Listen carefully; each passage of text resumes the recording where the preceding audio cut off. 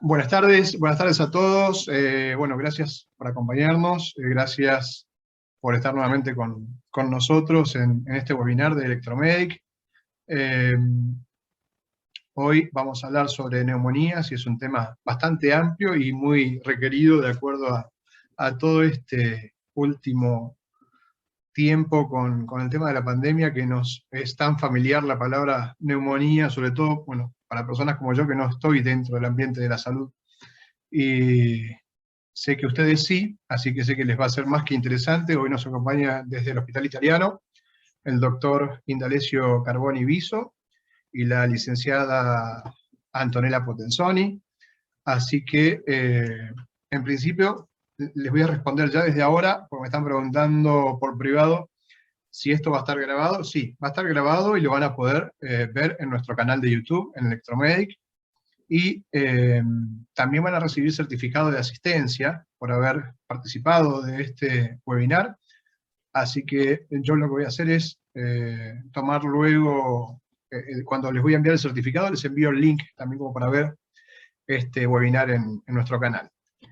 Si no, de todas maneras es muy simple, al ingresar a YouTube, ponen la palabra Electromedic con K final, y ahí les va a mostrar nuestro canal, y si se suscriben, cada vez que subamos un nuevo video, les va a llegar la notificación. Bueno, les doy la palabra a Indalecio Carboni Viso, el doctor Indalecio Carboni Viso, y a la licenciada Antonella Potenzoni para que se presenten, y por lo que habíamos visto, va a comenzar el doctor Carboni Viso. Buenas Hola, tardes. bueno, Hola. saludarlos. Muchas gracias, Edgardo y Electromedic, por la oportunidad de charlar. Un placer compartir este espacio con Anto, que trabajamos mucho juntos. Así que bueno, espero que esta charla les sirva y que sea productivo para todos. Especialmente para los que somos del interior, creo que estas oportunidades acercan. Así que muy contento de poder participar.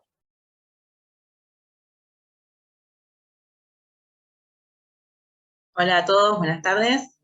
Lo mismo, gracias por estar acá, por la presencia, gracias a la oportunidad de Electromedic por hacer una breve charla. Así también a Inda lo conozco hace rato y me parece un excelente profesional, así que me pone contenta compartirlo con él, y espero desde mi lugar poder brindarles una buena conferencia, y si tiene dudas o algo, yo después le dejo mi mail también para que estemos en contacto con cualquier cosa. Así que muchas gracias.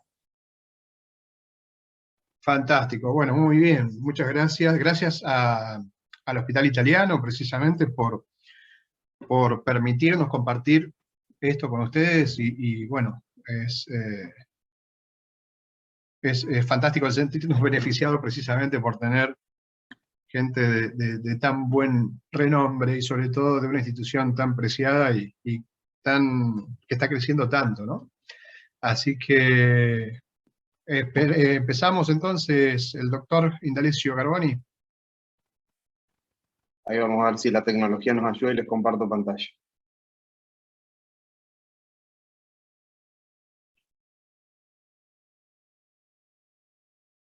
Se ve bien, ¿no?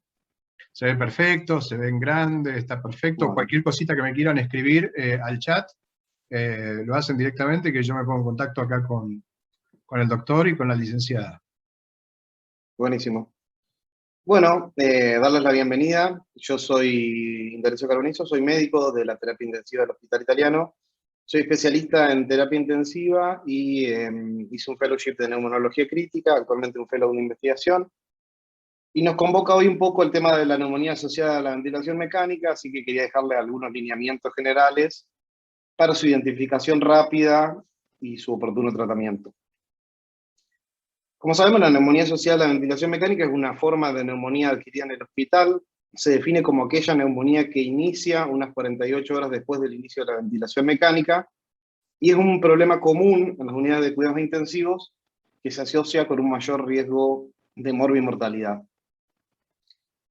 La infección es la infección nosocomial más común en las unidades de cuidados intensivos, con una asociación con un riesgo de adquirirla del 3% en los primeros 5 días de ventilación mecánica, y un riesgo menor pasado ese tiempo. La mortalidad de este grupo de pacientes con neumonía asociada a la ventilación mecánica aumenta y oscila del 24 al 50%, aumentando hasta niveles del 76% de mortalidad si la infección es causada por organismos multiresistentes. De ahí la importancia del diagnóstico precoz y de su tratamiento. También es una causa de mayor estadía en cuidados intensivos, una causa de mayor tiempo de ventilación mecánica, y por supuesto con un grandísimo aumento de los costos sanitarios. El desafío que tiene la neumonía asociada a la ventilación mecánica es que las características clínicas y radiológicas son inespecíficas y difíciles de distinguir de otras formas de neumonía, por lo que el contexto clínico, el tiempo y la presentación clínica es clave para el diagnóstico.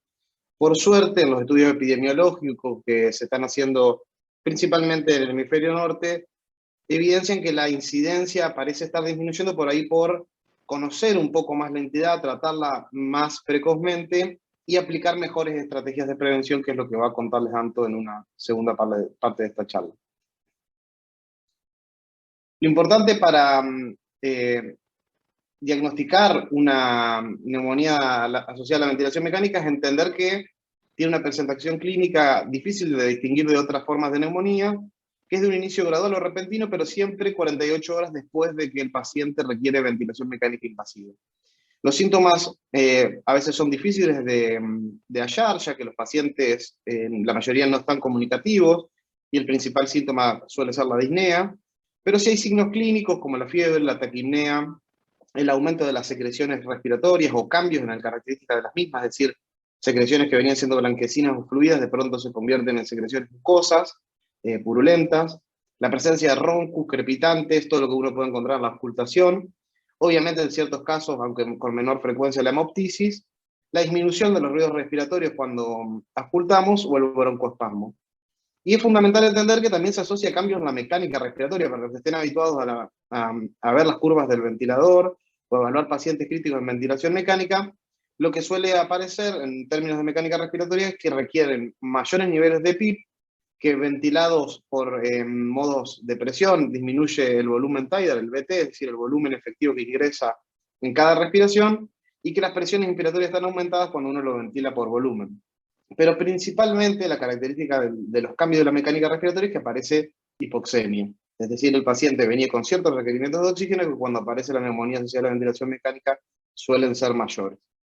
Después tenemos marcadores de laboratorio, por supuesto leucocitosis, aumento de biomarcadores inflamatorios como pueden ser la procalcitonina, la proteína C reactiva, daños en órganos blancos a través de lo que puede evaluarse en un laboratorio de rutina con el score de SOFA, es decir, plaquetopenia, aumento de la bilirrubina, acidosis metabólica, falla renal, hiperlactacidemia, cualquier signo que uno ve en cualquier otro tipo de infección asociada a los cuidados de la salud. Y sí es importante, y forma parte de la triada diagnóstica, que haya un infiltrado nuevo en las imágenes torácicas o un infiltrado al menos progresivo. Por supuesto que estas características pueden ir acompañadas de anomalías sistémicas, es decir, repercusión sistémica de una infección como la encefalopatía o el shock séptico, pero ninguna de ellas por separados es específica para el diagnóstico de neumonía asociada a la ventilación mecánica. Por lo tanto, el diagnóstico es clínico y se basa en tres pilares. Uno es que existe un infiltrado pulmonar nuevo, o que el infiltrado pulmonar que tenía el paciente progrese, con evidencia clínica de que esto es explicado por un origen infeccioso. Es decir, que tenga acompañado de fiebre, de esputo purulento, de leucocitosis, lo que veníamos charlando. Sí que existan alteraciones en el intercambio gaseoso o de la mecánica pulmonar. Nosotros en terapia intensiva lo vemos rápidamente con el aumento en el requerimiento de FIO, o aumento en el requerimiento de PIP, y finalmente requiere que exista un patógeno identificado plausible de ser el origen de esta neumonía, es decir, una muestra respiratoria positiva. Sin embargo, una muestra respiratoria positiva en forma aislada y sin clínica acompañante no es suficiente para decir que tenemos una neumonía asociada a la ventilación mecánica. Es decir, que no podemos confirmar ni excluir la neumonía hasta que se completen los resultados del cultivo, lo que generalmente tarda unas 48 a 72 horas. Por lo tanto, el diagnóstico confirmatorio es retrospectivo. Sin embargo, obviamente uno aplica el tratamiento empírico antibiótico cuando la diagnostica o cuando la sospecha. En el contexto de la pandemia esto no es tan fácil porque, por supuesto, los pacientes que tienen COVID y requieren ventilación mecánica habitualmente ingresan ya con infiltrados pulmonares bilaterales, y ver algunas de estas cosas, como la fiebre, que puede ser originada por el COVID, o el infiltrado pulmonar, puede que ya esté previamente en el paciente que no tenga neumonía asociada a la ventilación mecánica, sino que ha sido infectado por este virus. Y muchas veces el tratamiento que aplicamos a los pacientes con COVID, como puede ser la dexametasona, también aumenta los leucocitos. Por lo tanto, el equipo de Francois publicó un artículo muy interesante en Critical Care que agrega a todo lo que históricamente se ha hablado como signos de sospecha clínica de neumonía asociada a la ventilación mecánica, lo que es el incremento del requerimiento de vasopresores o el aumento de los marcadores inflamatorios como la procalcitonina o la PCR.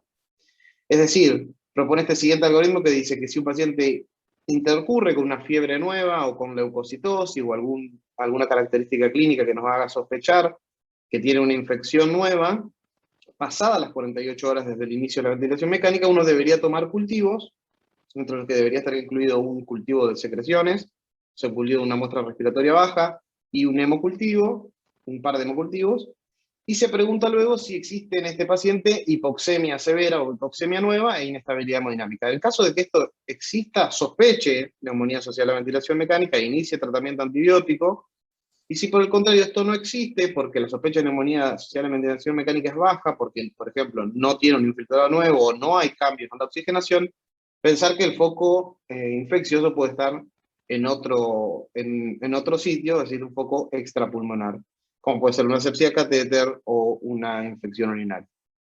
Esto arrima un poco y ayuda a pensar el diagnóstico, entendiendo que los pacientes con COVID y en la era COVID, a veces es muy difícil diagnosticar una neumonía bacteriana, una neumonía asociada a la ventilación mecánica, por encima de la neumonía viral que al paciente lo trajo a terapia intensiva.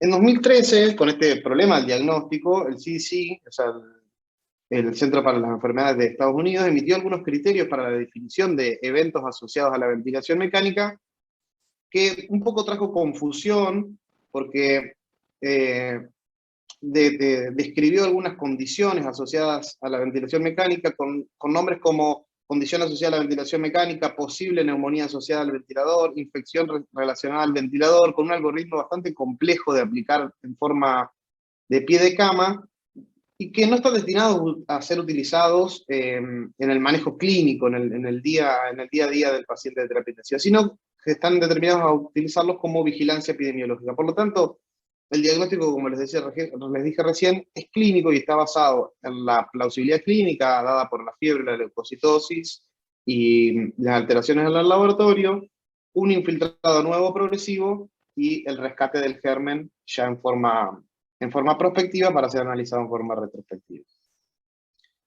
Por supuesto que los pacientes de terapia intensiva son muy complejos y no siempre tienen neumonía asociada a la ventilación mecánica, por eso es importante también pensar diagnósticos diferenciales. Fíjense, acá traje algunas causas de condiciones que cursan con infiltrado pulmonar, con fiebre, leucocitosis y con alteraciones de la oxigenación. Y unas pueden ser las neumonitis aspirativas o las neumonías aspirativas cuando evolucionan. Situaciones como un TEP con infarto pulmonar, que uno ve incluso en una imagen de alta sensibilidad y especificidad como una tomografía, imágenes muy compatibles con neumonía.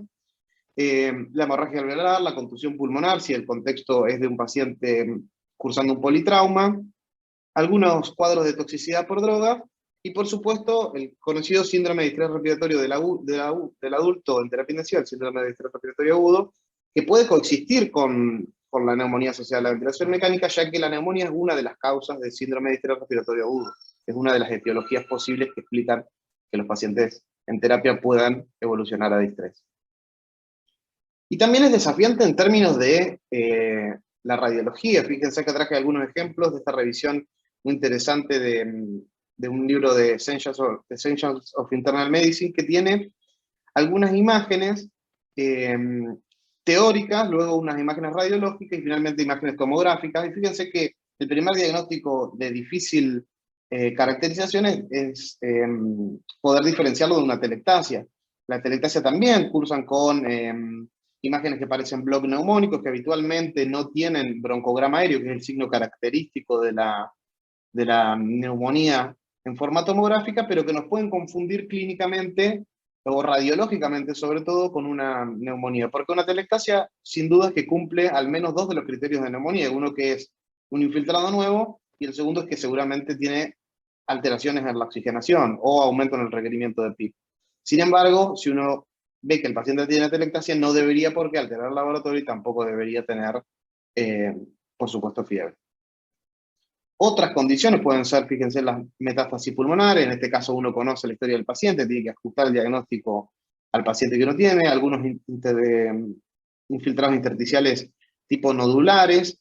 Fíjense cómo es difícil en la radiografía, pero es mucho más fácil en un estudio con mayor sensibilidad como la tomografía de tórax. Y algunas condiciones como el derrame pleural, que no siempre se presenta como lo cuentan los libros, con esta concavidad superior que nos hace pensar rápidamente en derrame, sino que a veces es más solapada la presentación, con una imagen que parece intersticial, a predominio de las bases, y que no siempre es tan fácil de distinguir. Sí, por supuesto, la tomografía en este aspecto es muchísimo más sensible para evidenciar un derrame pleural y también magnificar, ver su magnitud. Algunos tipos de carcinoma, fíjense cómo parecen un infiltrado nuevo, y cuando uno lo ve tomográficamente, sí lo ayuda mucho más en la imagen de mayor definición. Y lo que les decía, los embolismos pulmonares, cuando tienen infarto pulmonar también pueden tener leucocitosis y fiebre y un estado de repercusión general, lo mismo que el edema cardiogénico y la falla pulmonar cardíaca con insuficiencia cardíaca. Fíjense que a veces todos estos cuadros son difíciles de distinguir el origen del infiltrado. Entonces tampoco el diagnóstico es exclusivamente radiológico. Cuando uno reúne estas consideraciones de la sospecha clínica, se recomienda tomar cultivos rápidamente e iniciar el tratamiento antibiótico. ¿Hace falta esperar a los cultivos para iniciar el tratamiento antibiótico? No, la campaña Sobreviviendo a la Sepsis recomienda iniciar precozmente el antibiótico, y si en lo operativo uno tarda en tomar los cultivos, bueno, obviamente va a tener un menor rédito diagnóstico, porque el tratamiento antibiótico, si es efectivo, va a hacer que negativicen esos cultivos, pero lo importante es tratar rápidamente a los pacientes porque es lo que termina disminuyendo la mortalidad. Cuando uno sospecha neumonía asociada a la ventilación mecánica, se recomienda tomar un par de hemocultivos y una muestra respiratoria que puede ser por un aspirado traqueal o un sistema de VAL o mini-VAL, según la disponibilidad que uno tenga en cada centro. Estos son los puntos de corte. Se pueden aceptar umbrales más bajos si se considera que obviamente el riesgo de no tratar una neumonía excede el riesgo de tratar un cuadro que no es neumonía asociada a la ventilación mecánica. Es decir, por ejemplo, que uno tenga un aspirado traqueal con un recuento de unidad de forma de colonia menor a 10 a las 6, pero que la sospecha clínica sea muy alta, bueno, lo trata lo mismo y sigue adelante. Respecto de esto que les contaba un poco, que el exclusivo rescate de un germen en una muestra respiratoria no es suficiente para generar un diagnóstico de neumonía asociada a la ventilación mecánica, nosotros presentamos este trabajo en el año 2019 en un congreso de la Sociedad Europea de Terapia Intensiva en Berlín, que lo que hicimos fue analizar muestras respiratorias aisladas de pacientes, que eran muestras que se habían tomado, por ejemplo, durante la guardia, por un paciente que tenía fiebre. Se hicieron pancultivos, cultivos de orina, cultivos de muestras respiratorias, hemocultivos, y después cruzamos los resultados de estas muestras con la presentación clínica de los pacientes, a ver si cumplían o no criterios de neumonía asociada a la ventilación mecánica. Y nos dimos cuenta que solo el 18% de las muestras positivas que tenían un germen, cuando uno lo cruzaba con la clínica, cumplían criterios diagnósticos para la neumonía asociada a la ventilación mecánica. Es decir, un germen positivo en un aspirado traqueal o en un VAL exclusivamente sin una clínica que lo acompañe, no es suficiente para hacer el diagnóstico. Por eso tenemos que tener cuidado, porque obviamente cuando uno encuentra un germen, pero no tiene fiebre el paciente, no tiene alteraciones en la hipoxemia, no hay un infiltrado nuevo, quizás esté dando un tratamiento antibiótico adecuado, aumentando los costos sanitarios y por supuesto generando resistencia antibiótica y la generación de gérmenes multiresistentes.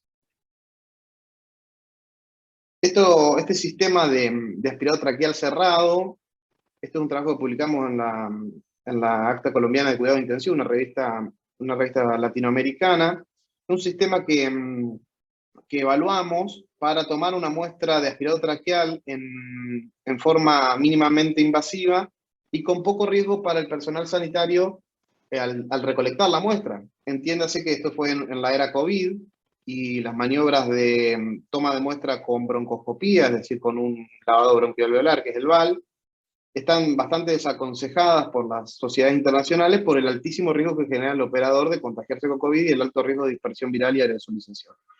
Por lo tanto, con este sistema, que se hace con materiales bastante disponibles en cualquier terapia intensiva, que consta de una botella colectora, se llama trampa de Lukens, un sistema cerrado de aspiración traqueal, que habitualmente hay en cualquier terapia, un T63 y un HMF, es decir, un filtro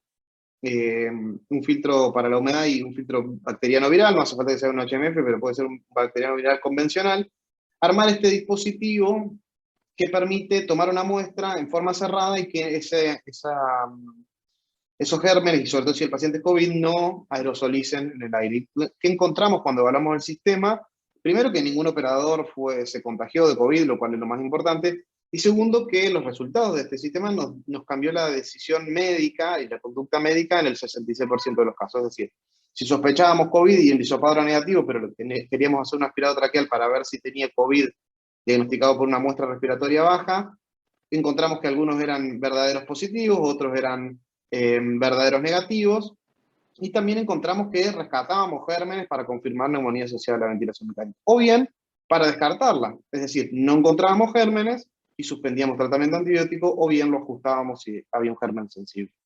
Por lo tanto, es una técnica relativamente sencilla y fácil de hacer en cualquier terapia, que puede ayudar a evitar exponer al personal de salud y sobre todo cuando uno no tiene una broncoscopía o un especialista en neumonología que pueda realizar este tipo de procedimientos, especialmente en pacientes con COVID. ¿Cuáles son los patógenos más comunes o más frecuentes de la neumonía asociada a la ventilación mecánica? Hay pocos datos nacionales, pues toda la literatura no es local, pero uno sabe que existen familias de gérmenes que sí son frecuentes en todos lados. Lo principal son los bacilos anaerobios gram negativos, habrán escuchado hablar muchos de ellos, la E. coli, la Klebsiella, la familia de Enterobacter, Pseudomonas aeruginosa y Acinetobacter, los cocos gram positivos, incluido el Staphylo aureus y el Staphylo aureus resistente a meticilina, la familia de Streptococos, y lo más importante es cómo se distribuyen. Hay pocos datos al respecto nacionales, pero sí hay un gran trabajo del CDC en el año 2009-2010, que reportó todas las neumonías asociadas a la ventilación mecánica que tenían, y analizaron cómo fue la distribución de gérmenes. Encontraron que la primera causa es el Staphylo aureus, segundo Pseudomonas, hay algunas especies de Klebsiella, Enterobacter, Acinetobacter. Ahora, ¿qué importancia tiene esto para nosotros? La verdad es que poca, porque el concepto más importante de la neumonía asociada a la ventilación mecánica es conocer nuestra propia epidemiología y conocer qué gérmenes resistentes tenemos, y si es que tenemos gérmenes resistentes, adecuar el tratamiento antibiótico empírico para ese grupo de gérmenes. Por eso, cuando hablamos de tratamiento, a veces conviene basarse en las recomendaciones sanitarias que tienen las sociedades científicas locales. Este consenso se publicó en Medicina Buenos Aires, una revista médica local, en el año 2018, que tanto la Sociedad Argentina de Hemoterapia Intensiva como la Sociedad Argentina de Infectología recomiendan el siguiente esquema antibiótico empírico para las neumonías asociadas a la ventilación mecánica. Ellos sugieren que se cubra cocos gram positivos, como les decía, con vancomicina o con linezolid, cubrir los gram negativos con ceftazidima, con piperacillina tazobactam, o con imipenem o meropenem, o cefepime, y evaluar si existen gram negativos multiresistentes con colistina amicacina o fosfomicina o digeciclina.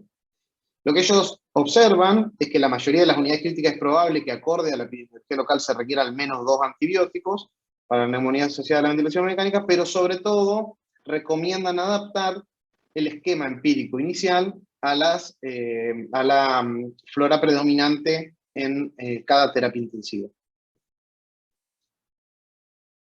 Esto que les decía, las recomendaciones sobre todo es el punto más importante. También estratificar el riesgo, es decir, no todos los pacientes que ingresan a la terapia intensiva tienen que tener un tratamiento empírico amplio, sino también estratificar por días de internación en cuidados críticos, o si el paciente tiene criterios para cubrir una neumonía intrahospitalaria, y estratificar por riesgo de factores de riesgo para gérmenes multiresistentes, es decir, si un paciente ya tuvo tratamiento antibiótico los 90 días previos, si va más de 4 días de internación, tiene más riesgo de estar colonizado por la flora hospitalaria, y la colonización por gérmenes multiresistentes como enterobacterias productoras de carbapenemasa, que es el problema actual que existe en las terapias intensivas. Y por supuesto recomiendan ajustar el esquema según los rescates microbiológicos, porque lo que uno quiere no es avanzar indefinidamente con ese esquema amplio, sino tratar de ajustarlo a medida que va rescatando en nemos multivos o en el aspirado traqueal o en el VAR.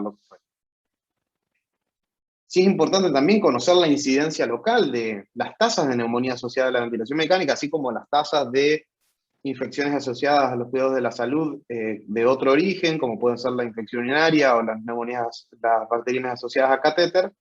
Y esto se calcula, estas tasas se calculan en base a la incidencia según 1000 días de ventilación mecánica. Fíjense, estos son los datos de nuestras 3 unidades cerradas a nivel el primer cuatrimestre de este año, en relación a las unidades COVID en Argentina en forma global y las unidades COVID, no COVID en Argentina también. Más o menos en el año 2018 la tasa de neumonía asociada a la ventilación mecánica cada 1000 días en Argentina era de 12, son estándares de calidad tratar de obtenerlas con una tasa menor a 7. Y obviamente esto, conocer la incidencia, nos permite optimizar estrategias de prevención y conocer si es que nuestras medidas para prevenirlas son efectivas o no en el tiempo.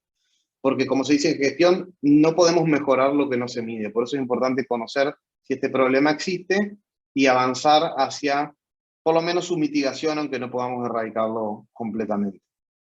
Y también es importante detectar si tenemos en nuestro centro gérmenes multiresistentes. Habrá terapias intensivas, principalmente por suerte en el interior del país, con menores tasas de resistencia, con menor prevalencia de microorganismos multiresistentes. Por ende, los esquemas antibióticos no tienen por qué seguir las guías internacionales de centros que cuentan con mucha tasa de gérmenes multiresistentes. Por ejemplo, en nuestro centro, que tenemos una tasa importante de gérmenes multiresistentes, nuestro esquema empírico es vancomicina, melopenem y colistin, y por ahí en una terapia intensiva del interior, con una tasa de gérmenes multiresistentes menor, un esquema empírico con vancomicina y piperacillina tazobactam puede ser suficiente. Pero sí es importante cribarlo a estos gérmenes, a ver si existen, como puede ser la KPC y la MBL, que son 2 gérmenes frecuentes, para saber si los pacientes requieren un esquema empírico un poquito más amplio. Fíjense el desastre que hizo el COVID en términos de resistencia y de prevalencia de estos gérmenes multiresistentes, que a partir de abril de 2020, obviamente los pacientes, como les decía, al ser desafiante el diagnóstico, uno también tiene una tendencia equivocada a poner antibióticos empíricos en forma más precoz, y cómo han aumentado las tasas de microorganismos multiresistentes en nuestro centro. Estos son datos locales nuestros. Así que en resumen, como conceptos grandes que quiero que queden, la neumonía asociada a la ventilación mecánica es un problema muy frecuente en terapia intensiva. El diagnóstico clínico, que se basaba en estas 3 patas que les decía, en estos 3 pilares, que son los signos sistémicos de infección, la fiebre, leucocitosis al laboratorio, las alteraciones en la oxigenación o en la mecánica ventilatoria, el infiltrado nuevo progresivo y luego el rescate microbiológico. Por ende, se confirma retrospectivamente y puede ser desafiante. Sí saber y entender que genera un aumento en la morbimortalidad de los pacientes, por eso es importante detectarla y prevenirla, aumenta los días de internación, aumenta los días de ventilación mecánica y por supuesto aumenta los costos sanitarios. Y como les contaba, se recomienda generar tableros de control con el cribado de gérmenes multiresistentes y con la incidencia de neumonía asociada a la ventilación mecánica para conocer la incidencia local y la epidemiología. Finalmente, recomendamos generar protocolos para su prevención y manejo, y por supuesto, entender que lo más importante es que ante la sospecha clínica hay que iniciar rápidamente un tratamiento empírico y también rápidamente ajustar según los rescates para no generar infecciones multiresistentes. Como dice Galeano, esto es difícil y la utopía está ya en el horizonte, y cuando uno se acerca a 2 pasos, la utopía se va 2 pasos más atrás y camina 10 y el horizonte se corre 10 más para allá. Y por mucho que uno camine, a veces nunca la va a alcanzar, pero para eso sirve para avanzar y para caminar. Espero que esta charla les haya servido y quedo a su disposición para las preguntas.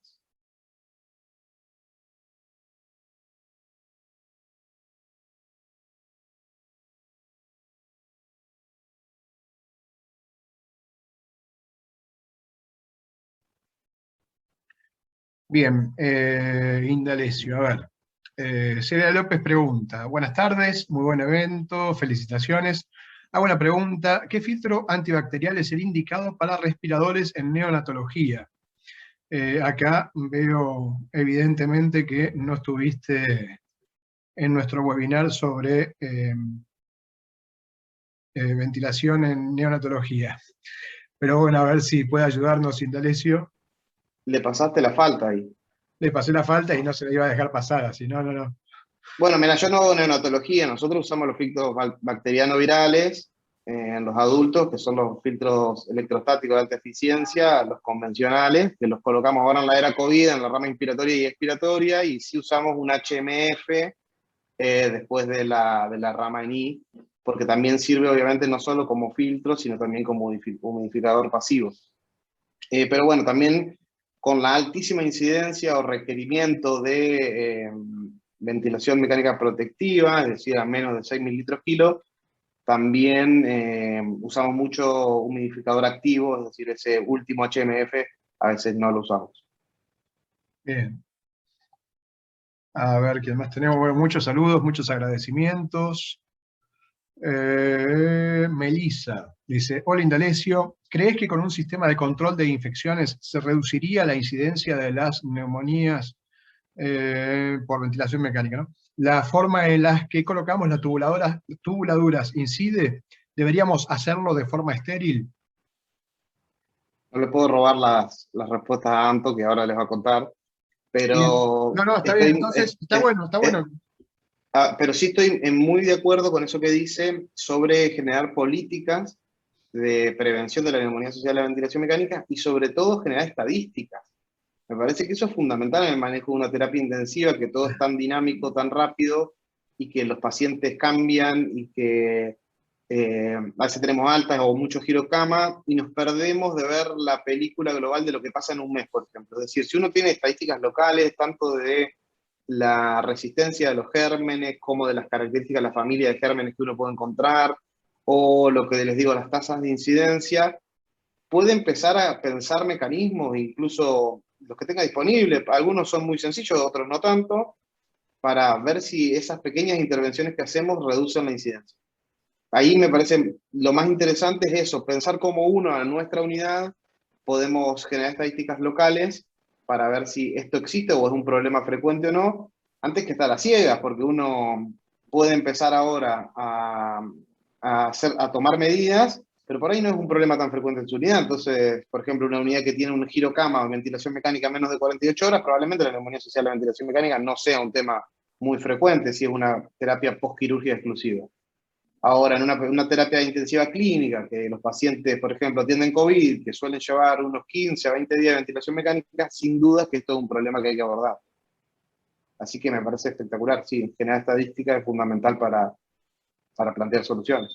Clarísimo, clarísimo, súper claro. De hecho, así de clara fue toda la presentación y no soy el único que lo dice. Hay mucha gente que lo está diciendo, lo está escribiendo en el chat, así que agradezco a todos, Janina Flores, Natalie Cavaglia, Laura Chauri, Diana Morete, Elisa Báez, Vania Sánchez, mucha gente. Bueno, agradecimientos de todos lados. Luis Gorostordoy dice, hubo faltas en el mercado de fosfomicina. La ceftazidima avobactam es de muy alto precio. ¿Estas situaciones generaron un aumento de la resistencia? Bueno, puede ser. La verdad es que la ceftazidima avibactam lo usamos cuando ya tenemos gérmenes multiresistentes. O sea, no lo veo como una causa, sino más bien como una consecuencia de tener gérmenes multiresistentes en nuestra terapia. Creo que las situaciones que generan aumento de resistencia no son por el uso de los antimicrobianos o qué antimicrobianos usamos, sino con no conocer, por ejemplo, o poner un esquema empírico que no es acorde a nuestra terapia, que es extremadamente amplio, o bien subtratar las neumonías asociadas a la ventilación mecánica o tratarlas lentamente, ahí también existe un problema. Entonces, me parece que uno no puede atribuirlo, no soy especialista en este tema, no soy infectólogo, pero me parece que no es el punto clave de la cuestión. El punto clave creo que tiene que ver con tratar tempranamente y ajustar sobre todo a nuestros gérmenes de nuestra flora, de nuestra terapia. Ahí dice Luis mismo, dice, exacto, me refería a que el costo limita el acceso. Sí, sin duda. Es una medicación de alto costo que en muchos centros requiere que el infectólogo la habilite a su uso. En nuestros centros es así incluso. Nosotros no podemos indicarla si no hay un análisis por parte del infectólogo de que ese paciente lo requiere. Incluso los infectólogos están 24/7 al teléfono para decirle, che, me habilitás la ceftriaxona Viortam, y si finalmente les parece, lo habilitan. Bueno, ahí está agradeciendo, es Luis Gorostordoy. No voy a olvidarme de ese apellido con todo lo que me hizo leer. Sobre todo los nombres, esos nombres que son terribles. Mariana Vázquez pregunta, dice, súper claro, ¿es frecuente la infección cruzada o es un indicador de fracaso del personal de salud por no esterilizar usos de materiales? No sé si a lo mejor quizás esto tenga que ver con lo que va a hablar luego Antonella, no quisiera tampoco spoilear. Un poco sí, sin spoiler, tiene que ver un poco con lo que me decías del cribado de los gérmenes multiresistentes. Es decir, si uno no toma medidas de prevención y aislamiento de los pacientes que tienen gérmenes multiresistentes como colonización, aunque no estén infectados por gérmenes multiresistentes, por supuesto que puede ir generando resistencia en otros pacientes. Y ahí está la importancia de la detección precoz, para evitar que otro paciente se colonice y que mi esquema empírico antibiótico inicial sea mucho más amplio que el que hubiera necesitado en un paciente no colonizado. Por eso es importante estos números, tenerlos uno, al menos, no sé, contar con un infectólogo que pueda darles una mano a las terapias que tienen menor volumen de pacientes o menor cantidad de especialistas. No hace falta que a veces que el infectólogo esté in situ en la terapia intensiva, eso también es un concepto que uno puede tener. Hoy en día con la virtualidad uno puede darle acceso a los datos de su terapia y el infectólogo va a hacer el análisis de la resistencia que tengan estos gérmenes y por ahí adaptar el esquema empírico inicial a nuestra flora, a nuestra prevalencia de gérmenes, ¿no? Excelente, clarísimo, súper claro realmente. Bueno, todo el resto son infinidad de agradecimientos, felicitaciones, saludos, siempre hay más felicitaciones.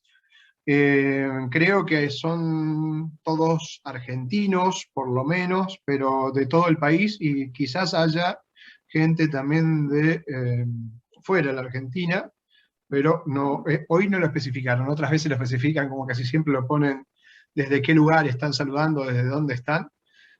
Así que bueno, está desde Mendoza, por ejemplo, está Graciela Domínguez, como Claudia Paz también dice muchas gracias por las explicaciones, Fanny Flores está desde Salta, Todos lugares lindos para con... La Pampa, Antonella Miranda, muy bien. Rafaela, Santa Fe, Lucio Gauchat, Chile, Córdoba, Gualeguay, Entre Ríos, Melissa Lencina. Esa es la ciudad más linda de todas, Gualeguay. Me parece que le llegó directo el link, ¿no? Directo. María León desde Colombia, Mario Ignacio de La Rioja, bueno, fantástico, y ahora no se vayan, que seguimos con la licenciada Antonella Potenzoni, que vamos a seguir hablando sobre lo mismo desde el punto de vista de sus tareas, que son la parte de enfermería. Bueno, gracias en principio a ambos por estar frente al mayor trabajo que han tenido en el último año y medio, ¿no? Esta es nuestra forma de tratar de devolver un poquito por todo lo que estuvieron haciendo y de brindarle al resto del personal de salud este tipo de charlas de forma gratuita que viene de tan grandes profesionales. Así que desde mi parte, desde Electromedic, yo les agradezco a cada uno de los participantes y por supuesto a cada uno de ustedes, los profesionales, el doctor Indalecio Carboni Viso. Y ahora le doy el lugar a la licenciada Antonella Potenzoni, así seguimos hablando del tema. Bienvenida, Antonella. Bueno, muchísimas gracias. Excelente presentación, Linda. Ahí voy a compartir mi pantalla. ¿Dejarías de compartir vos, Indalecio? Así empieza a compartir Antonella. Perdón. No, está todo bien. Ahí está, ¿no? Sí. Ahí la pueden ver, ¿no? Sí, y ahí está agradándose. Ahí está, prevención de neumonías. Perfecto.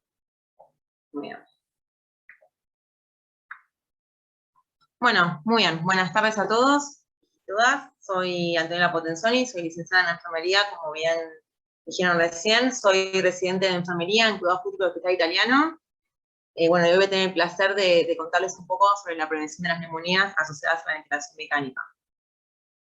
Bueno, ya lo había dicho recién Alessi, un poco había definido, ¿sí?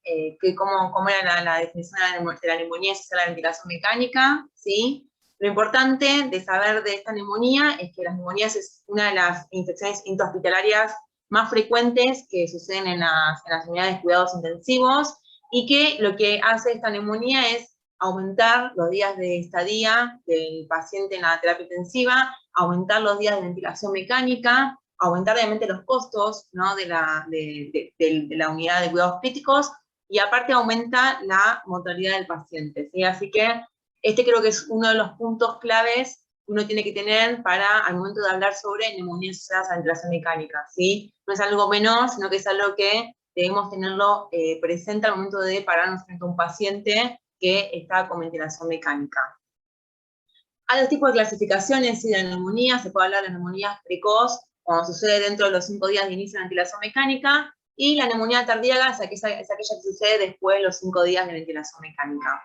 Lo que me interesaba mostrarles en este punto, que voy a poner el puntero, es un poco aquellos factores, tanto intrínsecos como extrínsecos, que pueden inducir, ¿sí? a que el paciente adquiera neumonía por la ventilación mecánica. Hay mucho que no depende de nosotros, ¿sí? Quizás puede ser la obesidad, puede ser factores de riesgo disponentes del paciente, pero fíjense que hay muchos otros que sí dependen de nosotros y que podemos tenerlo en cuenta al momento de presentarnos frente a un paciente para las prevenciones que vamos a tener, ¿sí? Por ejemplo, obviamente, la estadía, la duración de la ventilación mecánica, ¿sí?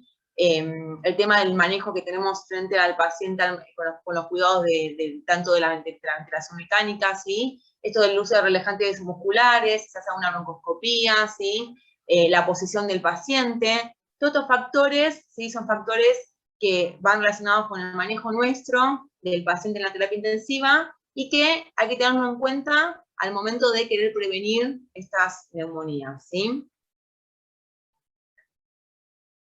Bueno, me parecía importante contarles un poco cuáles son los principales mecanismos, ¿sí? Para la ventilación mecánica, ya que esto nos va a ayudar a comprender mejor las medidas que vamos a tomar, ¿sí? Para evitar que esto suceda.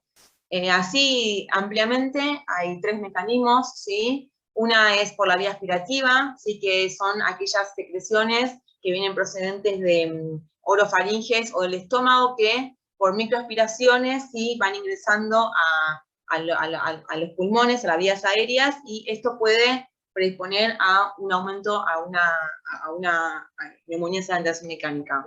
Está la inoculación directa, ¿sí? Que esto es a través del manipuleo de la vía aérea, y ahora un poco más adelante les voy a contar qué cuidados debemos tener, pero cuando uno hace fibrobroncos o hace nebulizaciones, o quizás los humidificadores cuando se condensan las tubuladuras del ventilador mecánico, de la ventilación mecánica, puede que sea una de los mecanismos, y hay otras que son externas, que quizás son un poco menos frecuentes, pero que pueden pasar, que es la translocación bacteriana, ¿sí? A través de la mucosa intestinal, o a través de un foco infeccioso extrapulmonar, como la vía hematogénica, ¿sí? Esto es la base para poder empezar a saber cómo tenemos que prevenir estas neumonías.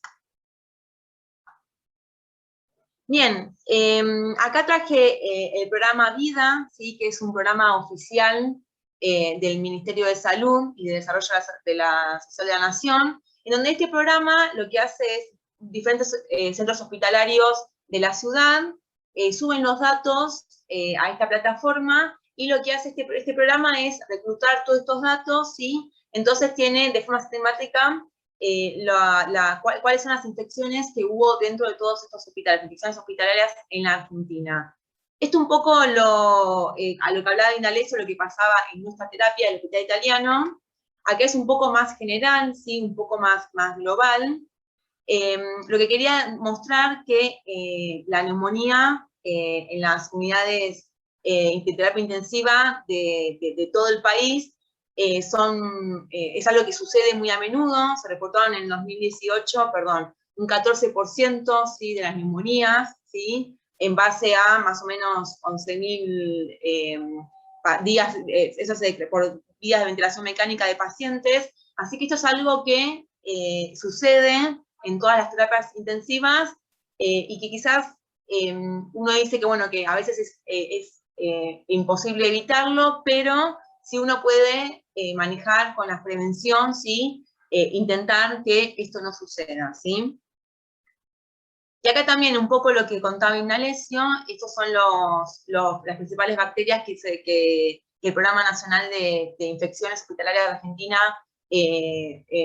lo puso en su programa en 2018, en su reporte anual. Y fíjense que era más de lo que decía Indalecio, ¿sí?, que son los mismos microorganismos, ¿sí? Está la Staphylococcus aureus, Klebsiella pneumoniae. Entonces, esto es un momento hay que tenerlo presente al momento de, como decía Indalecio, realizar un tratamiento farmacológico, sobre todo si es empírico, ¿sí?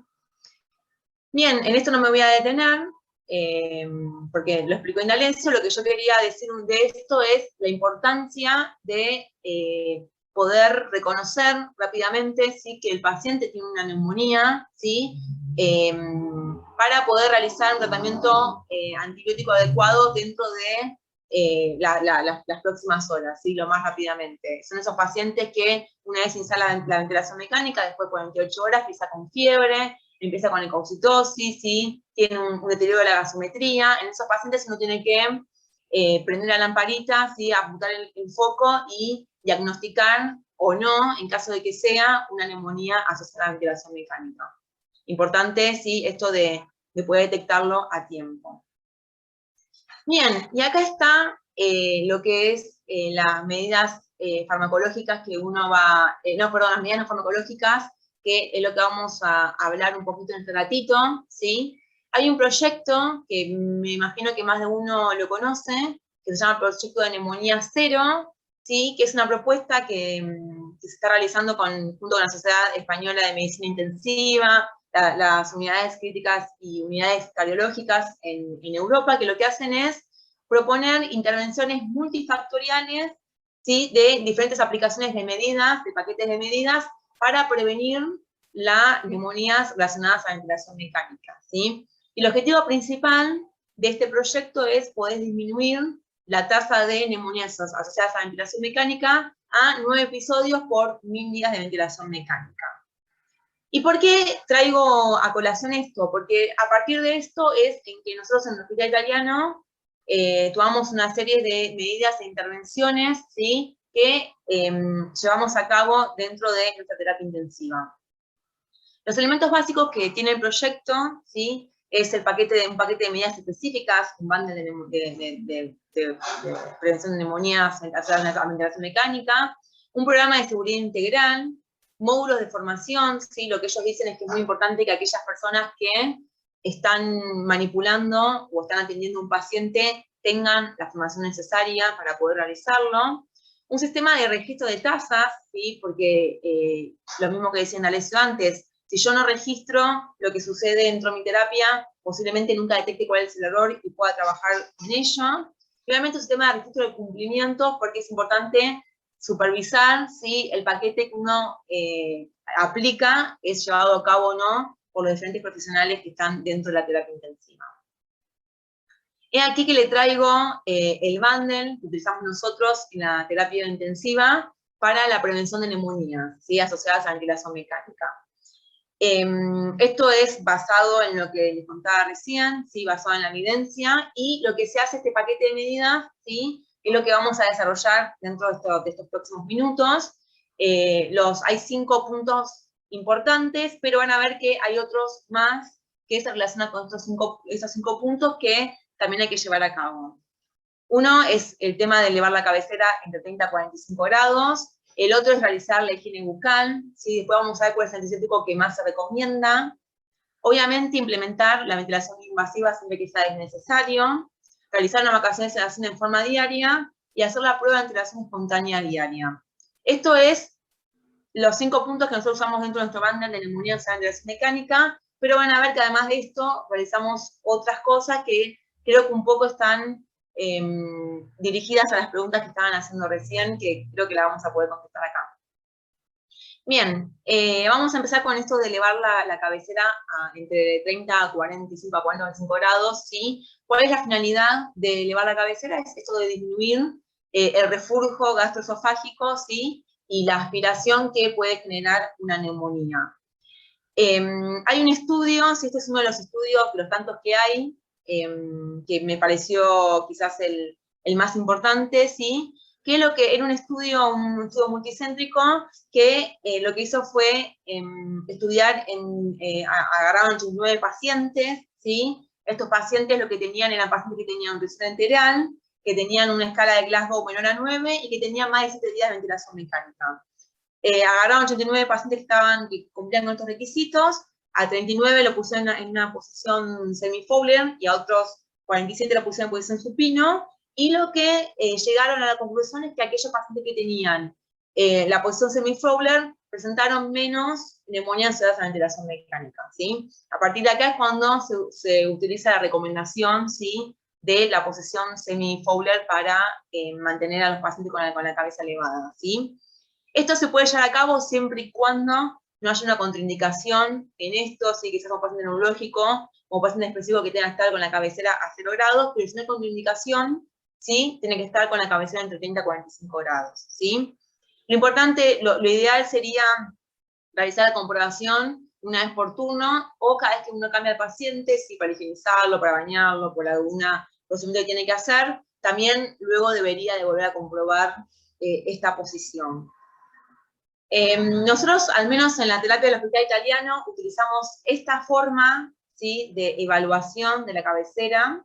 Tenemos un precinto, nada más y nada menos que un precinto, que está colocado en la cabecera del paciente, y fíjense que el precinto, una vez que nosotros vamos subiendo la cabecera, cuando ese precinto llega a estar en forma perpendicular a la cama, quiere decir que esa cabecera está a 30 grados. Esta es una forma económica, ¿sí?, en aquellas unidades de terapia intensiva que quizás no tienen estas camas, que te dice a cuánto grado está. Esta creo que es una forma económica que cualquiera la puede realizar y fácil, y que es una forma de poder corroborar a cuánto está la cabecera y no estar como tipo ojímetro viendo a cuánto está.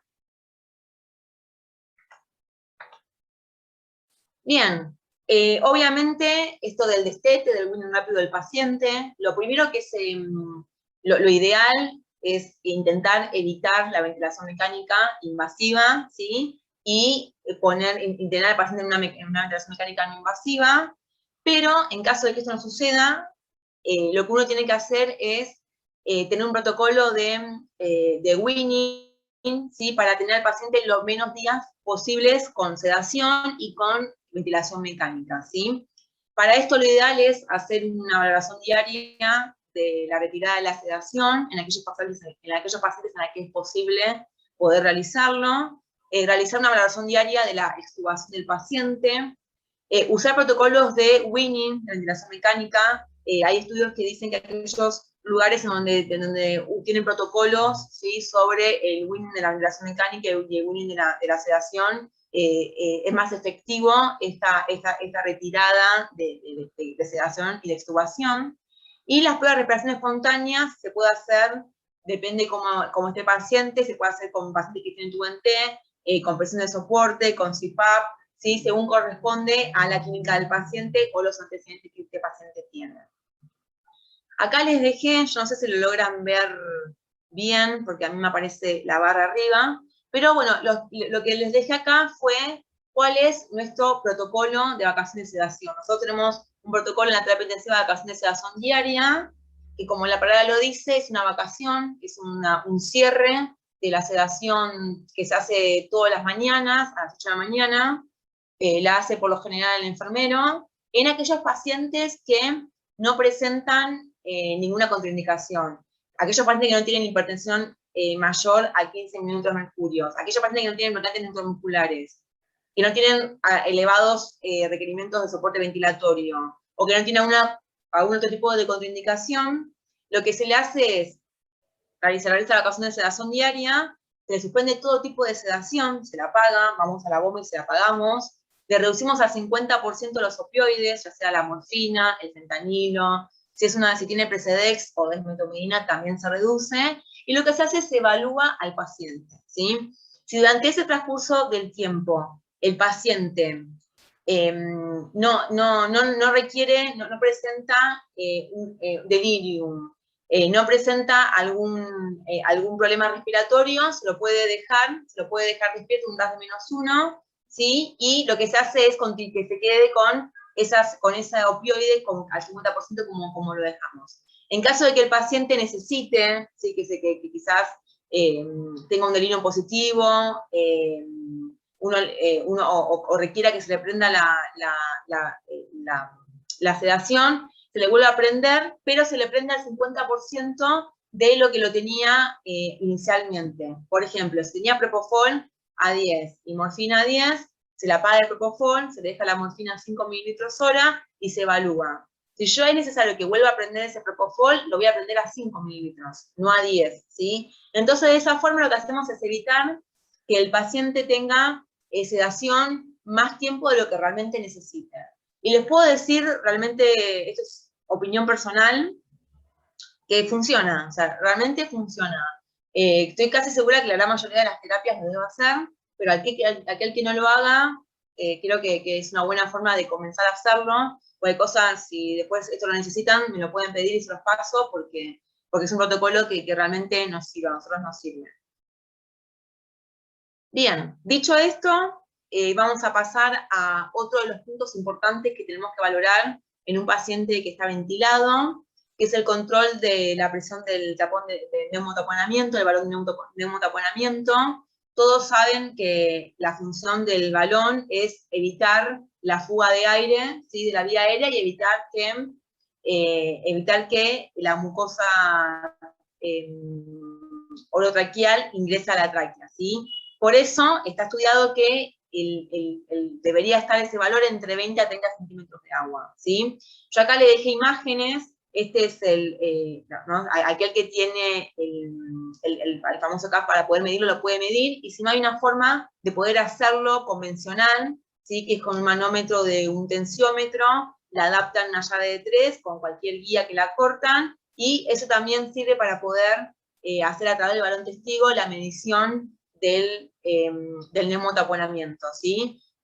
Siempre recuerden que está entre 20 a 30 centímetros de agua, ¿sí?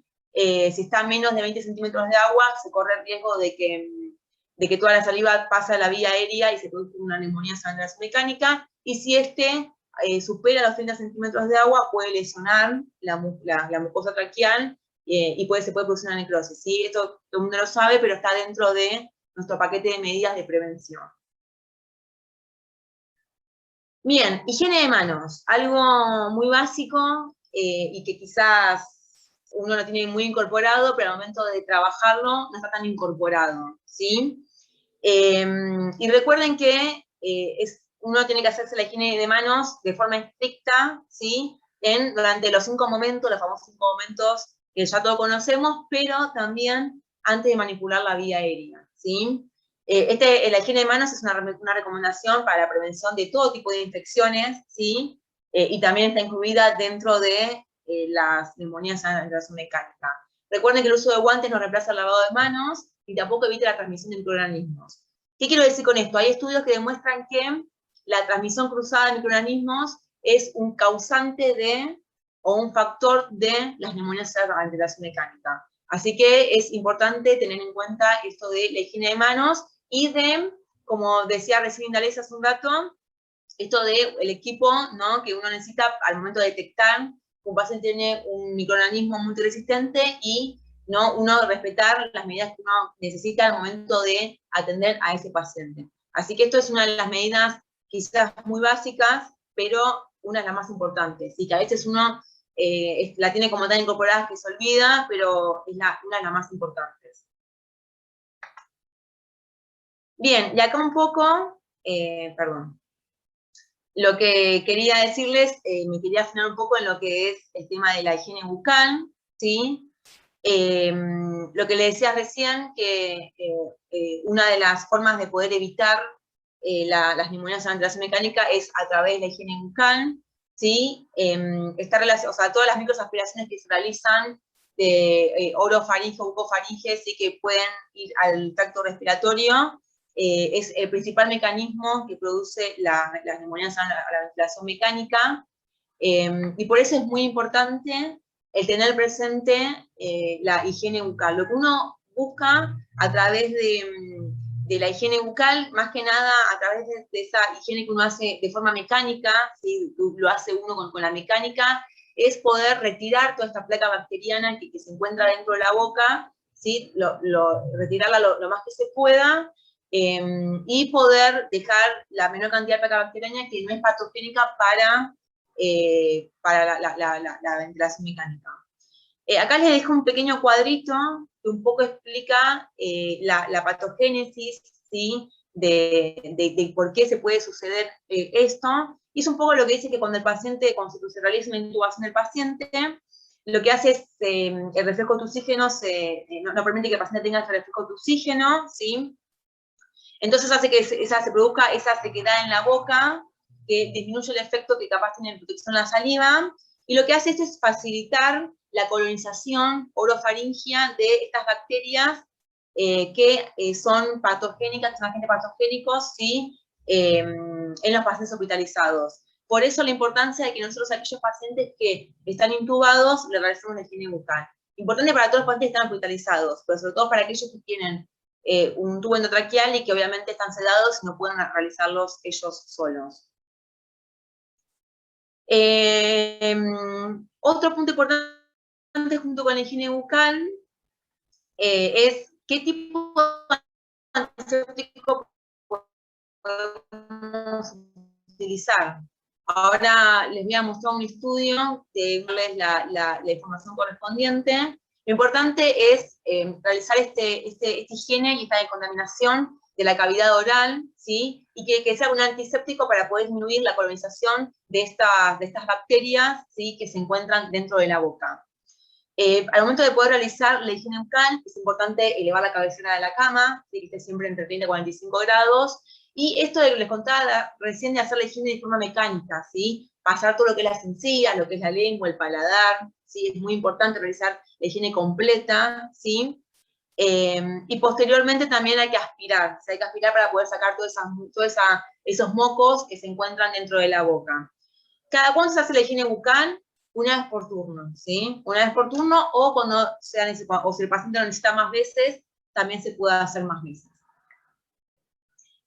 Y acá está cuál es un poco este estudio, lo que es un estudio que lo que hizo fue estudiar, lo que hicieron fue estudiar los diferentes tipos de antisépticos que se usan para el tratamiento de la higiene bucal, ¿sí? Y lo que ellos llegaron a la conclusión de que la clorhexidina es el antiséptico que más efectivo se vio frente a las bacterias gram negativas y gram positivas.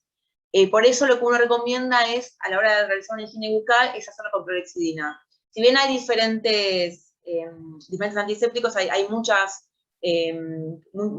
antisépticos que uno puede utilizar, lo que uno recomienda es la clorhexidina. Aparte lo que tiene a favor es que no es irritante, de que destruye con más rapidez a los microorganismos y que tiene una vida más larga, tiene una actividad antimicrobiana persistente, lo cual hace que sea más dura, que dure más en el tiempo, ¿sí? Y entonces, por esto mismo es como uno dice que la higiene bucal se realiza con clorhexidina. No hay un estudio que lo compruebe al 100%, pero lo que sí es más importante es hacer esta higiene, esta limpieza mecánica, ¿sí? Eso es aún más importante que el tipo de antiséptico que vayamos a utilizar, ¿sí? Hay muchos dispositivos para poder realizar la higiene bucal, ¿sí? Este es un dispositivo que nosotros tenemos en la terapia, que es de Electromedic, este dispositivo, que fíjense que es como un cepillito de dientes, que a la vez se conecta a la aspiración, y a la vez de que uno realiza la higiene bucal, este cepillo tiene acá un agujero que va aspirando. Entonces, a medida que realizamos la higiene bucal, vamos aspirando, permitiendo así poder hacer la higiene bucal y poder aspirar a aquellas secreciones que se encuentran dentro de la boca. Nosotros lo que hacemos es usar la clorhexidina en nuestra unidad, la colocamos dentro de una jeringa, se recomienda que sea más o menos 10 centímetros o 10 mililitros, entonces embebemos el cepillo, ¿sí? Y eso después hacemos la higiene bucal como corresponde. Ahora en un ratito les voy a mostrar un video para demostrando cómo es esta técnica, que ya muchos la conocen. Creo que a colación, no está dentro del paquete de medidas, pero lo traje a colación porque es una de las preguntas que uno más a menudo se hace, y es, ¿cuál es el mejor sistema de suspensión de tubo endotraqueal? Hay un millón también de trabajos de investigación que hablan sobre esto. No hay uno específico ni recomendado, ¿sí? Sino el que mejor se adapte al paciente o a la terapia que estamos. Nosotros particularmente utilizamos la cinta adhesiva, pero pueden usar las vendas o si no los dispositivos que hay en el mercado, ¿sí? Esto, más allá de qué tipo de sujeción utilicemos, lo importante es que junto con la higiene bucal se haga el cambio de sujeción, ¿sí? No hay que hacerlo junto con la higiene bucal. Uno realiza la higiene bucal y aprovecha ese momento para realizar el cambio de sujeción, ¿sí? Porque eso muchas veces se mancha y eso ayuda a que se generen microorganismos en esa parte. Está la aspiración de secreciones, ¿sí? Que es algo muy importante. No todos los tubos endotraqueales lo tienen, pero hay muchos que tienen el puerto subglótico, ¿sí? Que lo que permite esto es poder realizar las aspiraciones y secreciones que se encuentran por encima de la glote, que es donde está el tapón, el balón de neumotaponamiento. Estos dispositivos están recomendados. Ustedes tienen la posibilidad de poder tener este tipo de tubos, son los mayormente recomendados, aunque no hay nada que diga que es 100% efectivo, pero si ustedes lo tienen, está recomendado.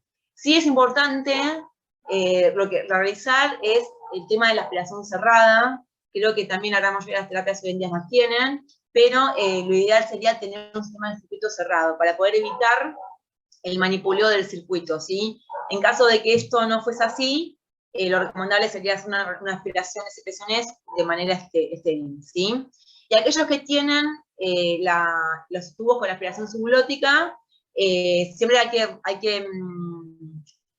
que realizar esa aspiración. Lo ideal sería con una jeringa y no con la aspiración central. Realizarlo cada vez que se realiza la higiene bucal, uno puede realizar la aspiración de secreciones subglóticas, y obviamente siempre verificar que ese puerto esté permeable, porque muchas veces se pueden llegar a tapar, así que está bueno verificar que esté permeable. Bueno, hay otra de las recomendaciones, es esto de evitar los cambios rutinarios, ¿sí? del circuito, tanto de las tubuladuras como de los tubos endotraqueales. Se recomienda no realizar los cambios, salvo que sea necesario. No se recomienda que el circuito sea estéril, o sea, que uno lo manipule de forma estéril, obviamente lo más antiséptico posible, ¿no? Que eso si se puede cuando uno prepara el respirador y espera que el paciente venga de cirugía o de la guardia, donde venga, quizás el ponerle un guante o envolverlo en la misma bolsa en la que viene, se recomienda para evitar que esa tubuladura esté en contacto con el exterior. Y no se aconseja el manipuleo, ¿sí? Y no hace falta que sea estéril, obviamente que sea lo más antiséptico posible. Y yo acá puse dos tipos de humidificaciones, la pasiva y la activa, porque no hay una bibliografía que recomiende, que diga que una u otra puede predisponer más al desarrollo de neumonías, sino que lo que se recomienda es que el cambio se realice cuando está sucio, o cuando en el caso de los pasivos, el humidificador esté impactado con secreciones o esté muy húmedo, ¿sí? Esta es la recomendación que se realizan. Bueno, y acá para terminar, un video muy cortito, ¿sí? de la higiene bucal que hacemos nosotros, como para mostrar lo que hacemos nosotros. En internet van a encontrar un montón de formas de higiene bucal. Acá están las cosas que nosotros realizamos, ¿sí? Los puntos que tenemos en cuenta. Nosotros lo hacemos una vez por turno. La cabecera la colocamos a 30 grados, o verificamos que esté colocada a 30 grados. Hacemos la aspiración de secreciones bucales. Luego lo recomendado en caso de que haya aporte sublótico es que se haga la aspiración en situaciones sublóticas, se realiza la higiene bucal con clorhexidina, están los kits, nosotros contamos con kits que son estos que le mostré en Electromedic de higiene bucal. Si no, se puede realizar con gas estéril, clorhexidina, y algunos pueden optar por usarlo con la baja lengua, o con la pinza coge, la envuelven y lo higienizan, no importa con cómo lo, o sea, con qué utilicen, sino que lo hagan, eso es importante. Junto con la higiene bucal hacemos el cambio de succión, y además cambiamos el punto de apoyo del tubo endotraqueal, y comprobamos la presión del neumotaponamiento.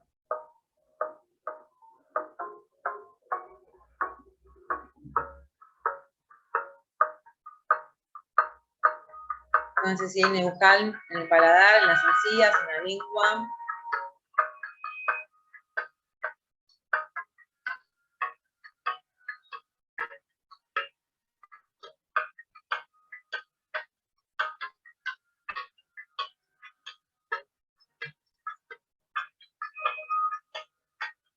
Se cambia de sucesión.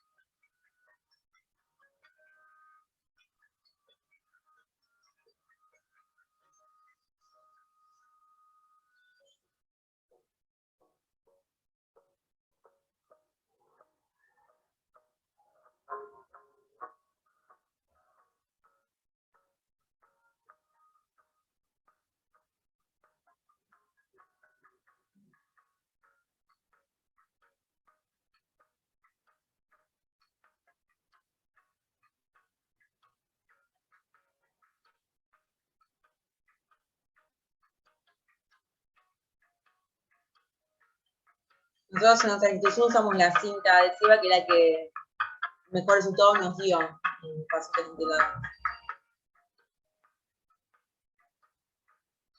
Hacemos la verificación de la presión del neumotaponamiento antes y después de la higiene bucal.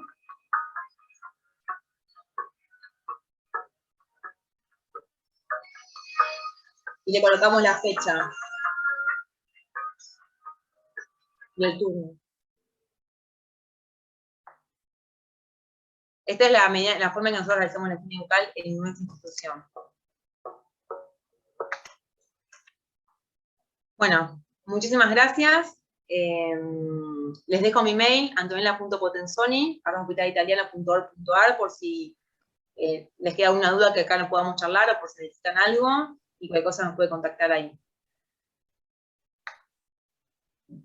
Estoy dispuesta si alguien tiene alguna duda. Sí, hay algunas preguntas. A ver,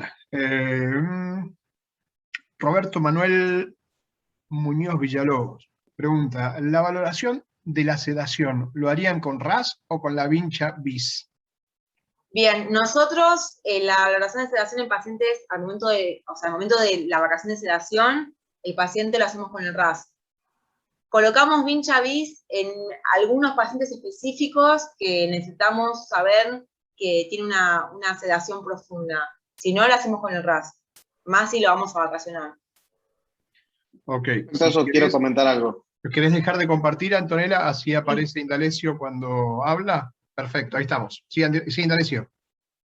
Bueno, la pregunta es buena, pero por supuesto que no hay ninguna evidencia del uso de bis en terapia intensiva, al menos en forma contundente. Lo que sin duda hay que hacer, y que era uno de los comentarios que quería hacer respecto a la charla de Anto, que aprovecho para decir que me encantó, que es las cosas más sencillas a veces son las más difíciles de implementar. Por ejemplo, que todos los pacientes tengan la cabecera a 30 grados, que nosotros nos lavemos las manos y que despertemos todos los días a los pacientes, todos los días a todos los pacientes, en forma autónoma al enfermero, obviamente esto tiene que estar consensuado con el médico, pero que se genere un protocolo de analgesia local que haga que empodere al enfermero para que él solo pueda disminuir la dosis de sedantes, son las intervenciones más sencillas y probablemente con mayor impacto en la neumonía asociada a la ventilación mecánica, mucho más que a veces la ceftazidima vivatam, como preguntaron hoy. Creo que tiene que ver un poco más con eso, con los cuidados generales que hacemos de los pacientes y no tanto con las intervenciones específicas,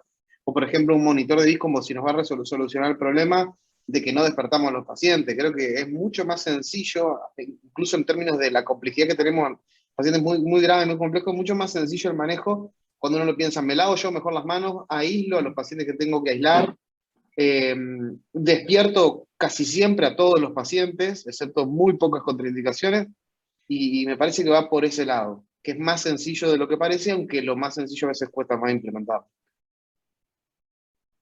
Tal cual. Gloria Sosa pregunta, en las instilaciones para el enjuague bucal, ¿cuándo es el volumen correcto?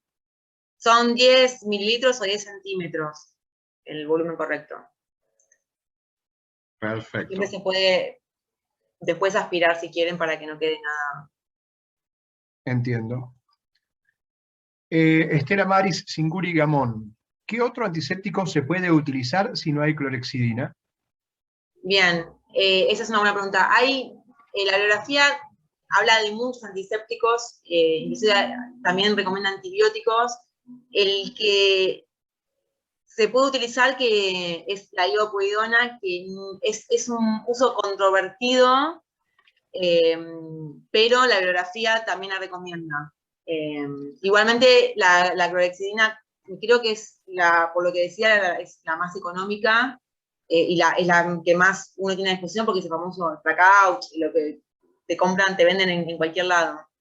Pero lo más importante es, a pesar del antiséptico, es realizar la higiene correcta de forma por nosotros, independientemente del antiséptico, sino que nosotros lo hagamos de forma correcta, es higiene bucal, es lo mecánico que se realiza. No tengo clorexidina, hago la higiene bucal lo mismo. Exactamente, exactamente. Lo hago igual, aunque no tenga nada, se puede hacer igual. Eso es lo más importante. Perfecto. Olga Nelly Alarcón dice, ¿con qué frecuencia se tiene que realizar el control del balón de neumotaponamiento? Bien, la frecuencia se puede hacer junto con cada vez que uno realiza la higiene bucal. Uno puede verificar el balón de neumotaponamiento, que es una vez por turno, y en caso de que después uno realice alguna maniobra que puede ayudar a que se desinfle el balón, uno puede realizar la corroboración también ahí. Esa suele ser una tarea bastante repartida entre enfermería y kinesiología. Sí. Los médicos tocamos un poco menos, pero tiene implicancia no solo en términos de la neumonía asociada a la ventilación mecánica, sino también no pasarlos para el otro lado, es decir, Claro, sobreinflar el balón de neumotaponamiento y tener lesiones crónicas traqueales. Así que una intervención que una vez por turno de enfermería está buenísimo, y por ahí frente a la recorrida de kinesiología se puede aplicar un control más también. Genial. Bueno, de hecho, la charla del lunes tuvo en parte algo que ver con esto también, porque ahí se habló de cuándo decanular a un paciente pluripatológico. Entre todo esto venía también de qué manera o cuándo decanular a un paciente en estado normal, ¿no? Como ya apto para el destete. Importante esto del uso del manómetro y no el famoso aprieto el balón y me fijo si está o no está bien inflado, ¿no? Porque eso no está comprobado que no sirve. Así que el manómetro es lo que más sirve. Lo más seguro, claro. Exactamente. Samira Cortés pregunta, ¿el paciente en prono está más propenso a tener una neumonía? Posiblemente, no sé si anda por la posición.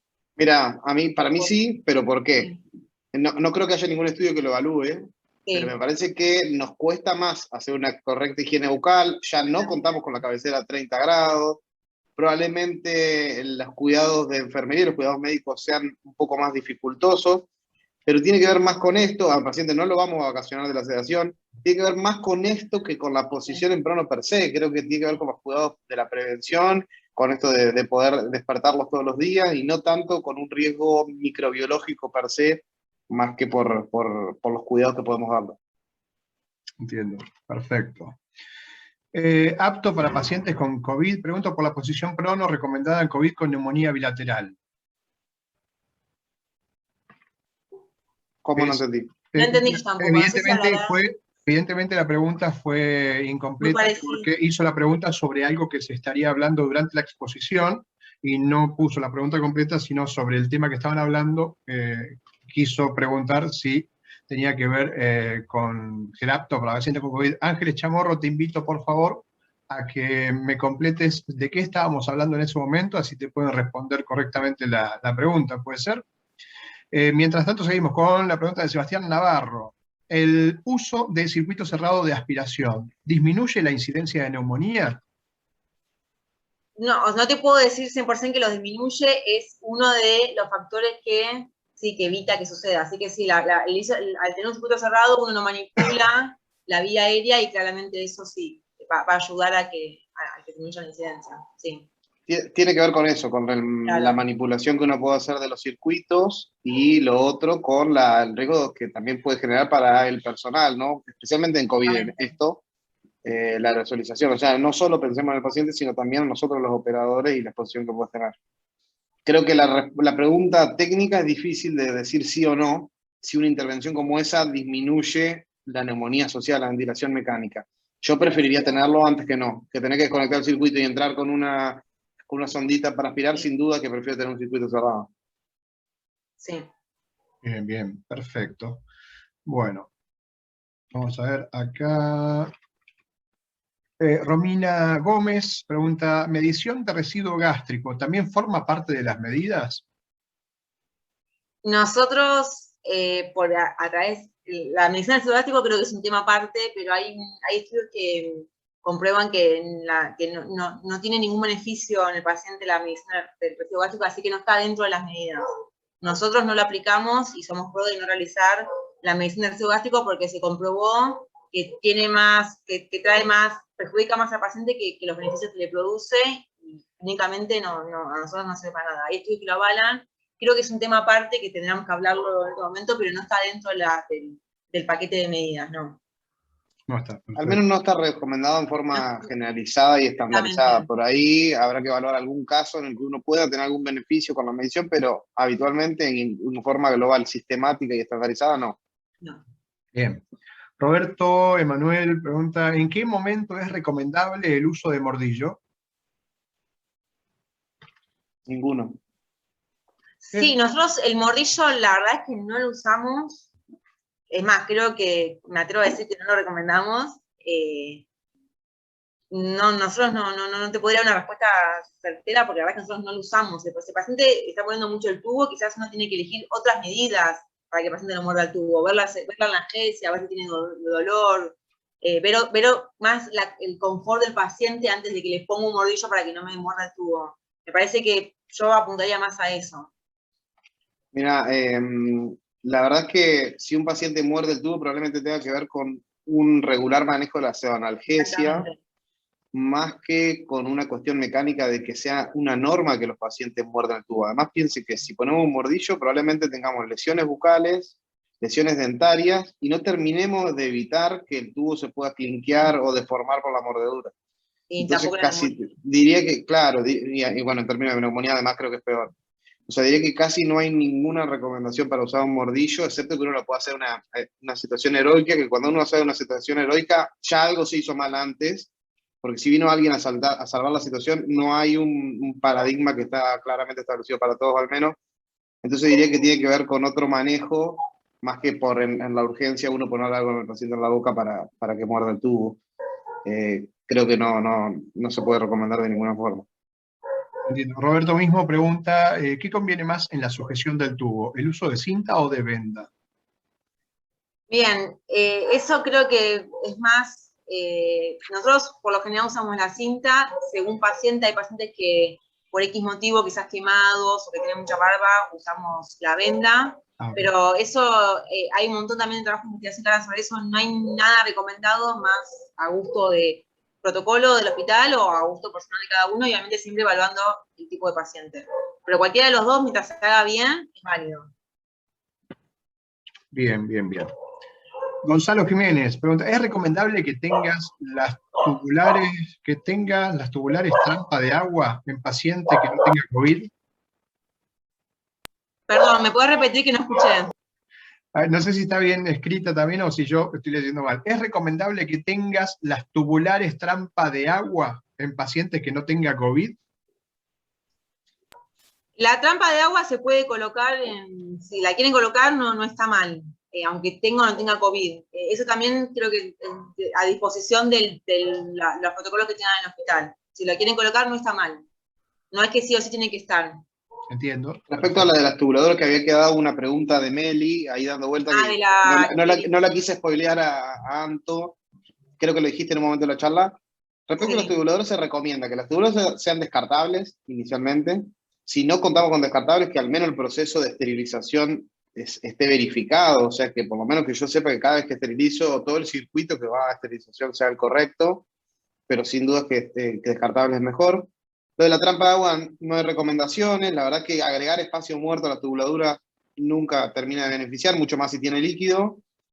Y respecto a lo de la colocación estéril, como dijo Anto, lavado de manos, uso de manopla sí, poco la manipulación mínima indispensable y no mucho más respecto al set de tubuladuras. Me parece que las intervenciones van por otro lado también de nuevo, no tanto en el equipamiento, sino en las conductas o los protocolos del hospital, claro. La intubación, sí o sí, ¿produce neumonía? No, lo que produce neumonía es el manejo que tengamos nosotros posterior a la intubación. Pero la intubación sí o sí no produce neumonías, no.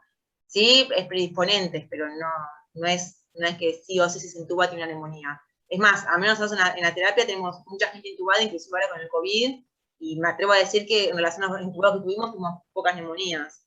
Creo que hubo un buen manejo de la prevención. Bien, perfecto. Bueno, empezaron también ya con los saludos. Muchas gracias, genial la charla de ambos. Son muchas las personas que están agradeciendo también. Gloria Sosa. Ya sabemos que los saludos vienen de todo el país y de afuera también.